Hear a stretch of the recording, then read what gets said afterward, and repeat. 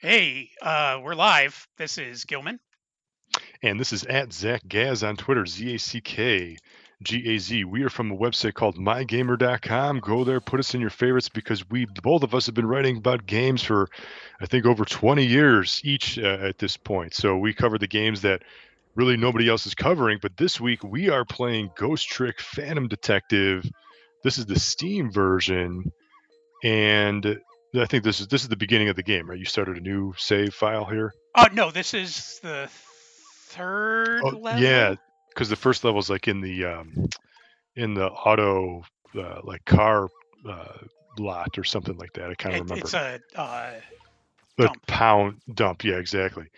So this game, when we were thinking about which game to kind of stream this week, and you were like, "Oh, I got Ghost Trick." I was like, "Oh, I didn't realize you bought Ghost Trick on PC, which is awesome." So like, yeah, let's play that.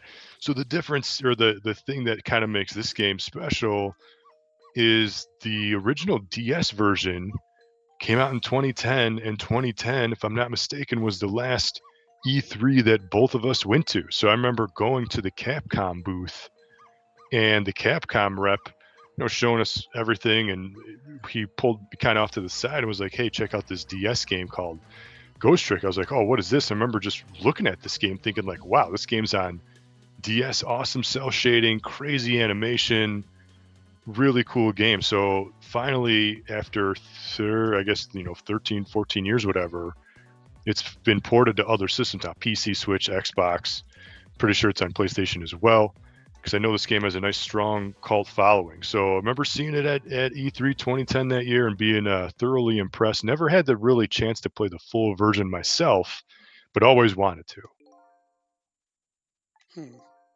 Yeah, I can see why this took forever to port. Because DS games are not Yeah, easy. yeah, Uh, porting it, yeah, with just the two screens alone, because this is one of those games that's was designed. One, it had the touch screen, had the dual screen support. So here it's not as bad because you have the mouse, because you're just kind of like clicking on things. It's ultimately a puzzle game. Like you gotta which things to possess, because you die in the first chapter, and then here, as you're doing now, you kind of like click on objects that are in the background to solve the puzzle, aka eventually solve the crime. Like you're trying to figure out, I think, who murdered you, if I'm not mistaken. Is that right? You're trying to like yes, get revenge on the person who murdered you, something like that, and prevent other people from being murdered. and preventing other people from being murdered. So it's an interesting concept, and at the time worked really well for the DS interface with the touch screen and the stylus. Probably plays better here, on PC, just because you can use a mouse. But I'm just glad that this game has received ports. I wonder how it sold, because this is one of those games that was never, it kind of flew under the radar. 2010 was, a little bit later for a DS game, like I don't know if people were kind of like over the DS at that point, but I think now that it's on everything, hopefully it's getting the due that it deserves. Yeah, I've definitely seen a lot of people. That dog is not bright. A lot of people playing Yeah. this game. Um, it's still going. He's not giving up, bumping his head. No. Oh, you gotta love anime alcoholics. Yeah, and just I can tell, I mean, the font in this game has been drastically up-resed, very Yes, clear to read, super clean, high res interface. So yeah, they seem to have really have done their homework with this. And yeah, to your point, porting DS games, not exactly the easiest thing to do, because you got to incorporate the touch screen, which could be difficult, especially if you're going to a controller interface, as well as just the two screens. You put two screens on one. How do you do that? How do you manage that? So it's a lot of interesting design choices or compromises that you might have to encounter when porting DS games. absolutely. Let's get that mouse in here. Uh, so one of the things that I heard people talking about with this game, um, when it first came out was, yeah, it looks awesome. It's hard. Yeah. Um, like so the second level, like the first level, you can kind of like almost brute force your way through. Hmm. The second level, it's a lot of timing and knowing what to do. So it's almost like the first the first level is just, you know, your standard nice introduction and stuff, but that second level you're gonna fail it. Yeah, I don't think I played past the first level because if I'm not I kind of remember playing through the whole demo in 2010 at the Capcom booth. It was that very first, car dump level, and I think that was all they had at the time. So I don't think I played past I don't think it was the level one. entire one either. No, and plus that was probably like an early build. It probably wasn't even like finished at that point. But yeah, so I guess I can't speak to its difficulty because I personally have not played it. I had this game on my Xbox wish list. I'm just waiting for like a crazy sale maybe one day. Then eventually I'll pick it up. But it is definitely when I saw this got re-released, I was like, oh yeah, wish list day one. Yeah, this is I think it's kind of an interesting concept because if you really think about it, I mean, it's really more of like it's kind of like a visual novel, but with like puzzle elements. Like I think a lot of visual novels today are just choose a dialogue option Yes. and just read, right? There's still that, but with really nice visuals, but with this huge puzzle aspect of it. And I think there might be multiple ways to solve puzzles or multiple endings eventually or something like that. Maybe I got that wrong, but like I know that there's just a lot of variation on what you can do with each stage, and it gets pretty creative. Like here, you could play as a windmill, you could play as a bottle, like you could play as the duck bobbing thing. Like it's just things that you don't normally see, I think, in games. Yeah, and I'm just trying to figure out what the fuck to do next. Yeah, that's the whole point, right? Like, I mean, I guess you click on the chandelier light thing, maybe? I don't know. No, you have to be within range of the other items. Okay, because you can only jump like within close proximity or something, right?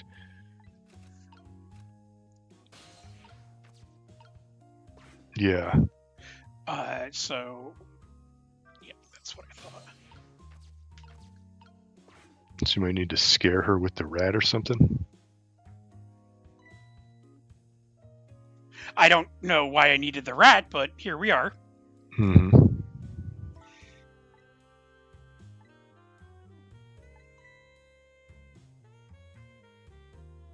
Okay.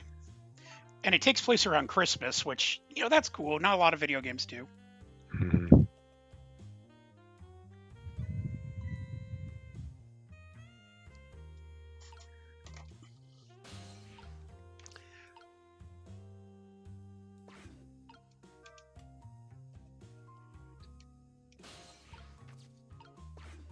So, you possessed the book, she picked up the book, she moved the book to the other side of the level. Now I have to like trick her into doing other stuff. Yeah. So right. So now you kind of solve, puzzle one. Now that you're in the middle of the stage, what can you do here now? So it's a lot, I think, like trial and error. Yeah. I'm waiting for her to do something. Apparently she doesn't feel like it. No, I can't reach that. Yeah, that clock looks a little like it wants you to do something, but oh, there you go. You gotta hit X. Okay. Her head hurts. A fever of 102. Dear Lord. It's like borderline seeing shit fever. Yeah. Yeah, you don't get to tell your kid they're making an excuse when they have a fever of 102. Yeah.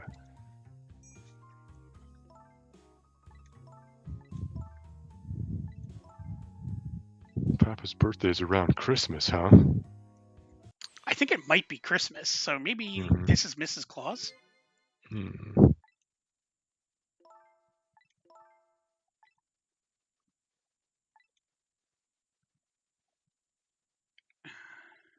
Wow, she is a bitch. How do you tell your kid to shut the fuck up without saying shut the fuck up? I hate you, Maya. There's a nice dynamic going on between mother and daughter here. Yeah. Okay, here she comes.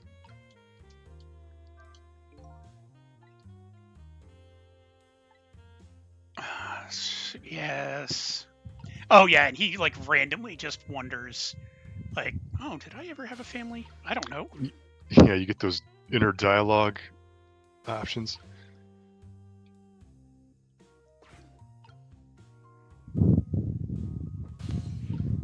She lit that on her ass.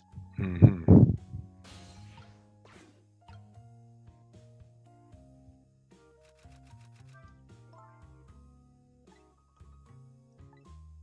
Mr. Prime Minister, no. Cell of Love. She's not very good at writing.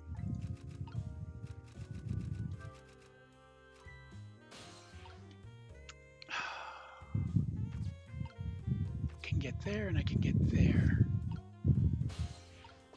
Well, and there's like timing to it too. Like in the other one, there was like an ornament that was spinning around. Oh. Oh. That.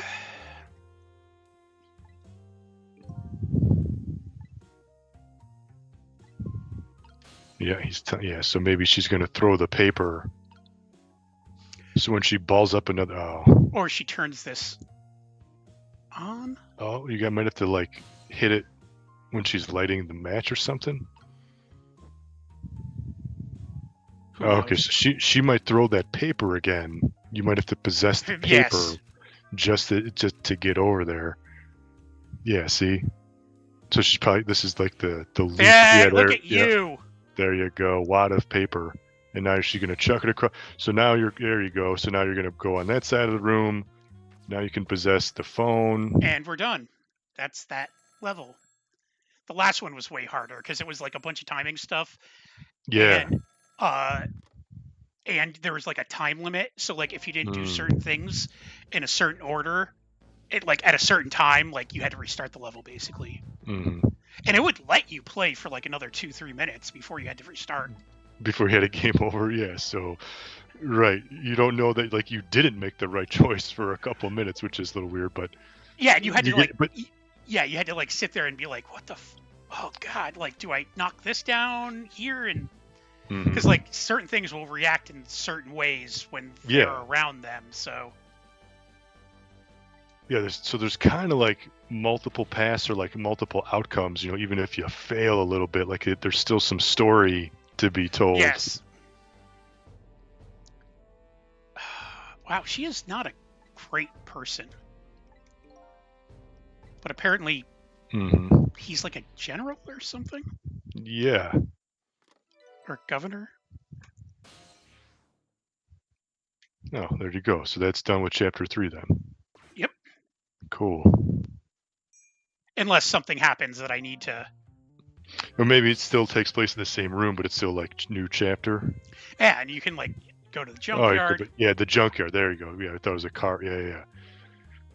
That makes sense. But yeah, Ghost Trick. I mean, what do you think about Ghost Trick? I like it quite a bit. Yeah, I mean, I think it's a great game. I was trying to concentrate, so I wasn't the most verbose this time. Yeah. It's a lot of fun. It's on sale right now for, you said 15? Yeah, right. So it is I'm looking on the Steam page right now. It is normally a $30 game, but there's at the time of the stream there's a sale going on. It's on sale for $20. It's worth the 30, but if you can grab it for less, do that. Yeah, I got a feeling this will be one of those games, if you wait till the end of the year, another 6 months, you wait for a, Black Friday kind of sale, it'll be, a $15 kind of price point. But either way, I'm glad that Ghost Trick has been revived. It's a nice port. It is on all the other consoles if you wanted to check them out there. And speaking of checking out, you could check us out at MyGamer.com, and you could follow me on Twitter at ZachGaz, ZACKGAZ. And until next time, thank you for watching and game on.